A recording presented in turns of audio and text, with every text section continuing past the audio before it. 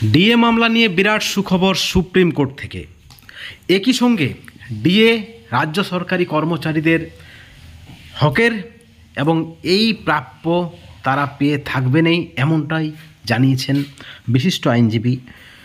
প্রত্যেকটা বিষয় আপনাদের সামনে আজকে আমরা তুলে ধরব। আজকের ডিএ ব্রেকিং, ডিএ নিয়ে ভবিষ্যৎবাণী। বন্ধুগণ, আপনারা সকলে জানেন 16টি বার সুপ্রিম কোর্টে ডিএ মামলা পিছিয়ে গেছে। এবার ডিএ মামলা 7ই মে 2025 তারিখ উঠছে এবং ডিএ মামলাটি সুপ্রিম কোর্টে উঠতে চলেছে কনফার্ম, এমনই কিন্তু খবর রয়েছে। ওই নির্ধারিত দিনে যাতে শুনানি হয়, যেন কোনোভাবেই পিছিয়ে না যায়, তালিকা থেকে মামলাটি বাদ না পড়ে, সেই লক্ষ্যে আপনারা দেখেছেন গত 1 মে সরকারি কর্মচারী সংগঠন ইউনিটি ফোরামের পক্ষ থেকে আইনজীবী শীর্ষ আদালতে এই ডিএ মামলাটি উল্লেখ করেন।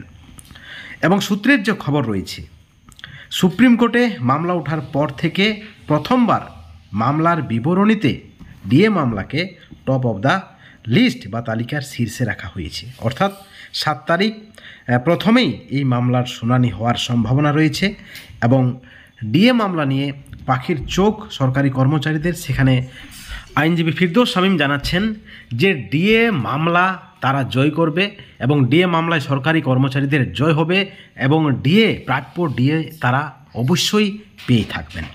জানা যাচ্ছে ডিএ মামলাটি বিচারপতি বিক্রমনাথ এবং বিচারপতি সঞ্জয় কারোল এবং বিচারপতি সন্দীপ মেহতার বেঞ্চে শুনানির জন্য উঠতে চলেছে।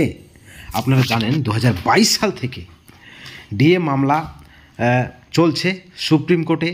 প্রায় 16 বারের শুনানি, সববারই পিছিয়ে গেছে সময়ের অভাবে।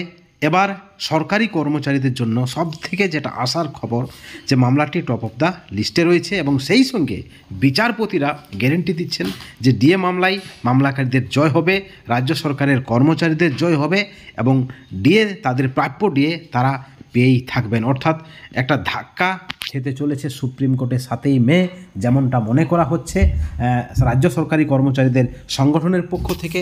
এবং রাজনৈতিক মহল মনে করছে যে 26,000 শিক্ষাকর্মীর চাকরি বাতিলের পর এবার ডিএ মামলায় ধাক্কা খেতে চলেছে রাজ্য সরকার। অত্যন্ত বড় খবর। ডিএ মামলা নিয়ে ভবিষ্যৎবাণী, ডিএ মামলায় মামলাকারীদের জয় নিশ্চিত, এমনটাই মনে করছেন আইনজীবী। এবং সুপ্রিম কোর্ট থেকেও যে খবর উঠে আসছে, টপ অফ দ্য লিস্টে রয়েছে ডিএ মামলা। 7ই মে শুনানি হচ্ছেই। এখন দেখার বিষয় 7ই মে যে শুনানি হবে, সেখানে ডিএ মামলা নিয়ে সুপ্রিম কোর্টের কী পর্যবেক্ষণ থাকছে, সেখানে কেন্দ্রীয় হারে আদৌ রাজ্য সরকারের কর্মচারীরা ডিএ পাবে কিনা, এটাই হচ্ছে সব থেকে বড় প্রশ্ন। বন্ধুগণ, এই ভিডিওর পরিপ্রেক্ষিতে আপনাদের মতামত, আপনাদের প্রতিক্রিয়া অবশ্যই আপনারা চ্যানেলের কমেন্ট সেকশনে কমেন্ট করে জানাবেন।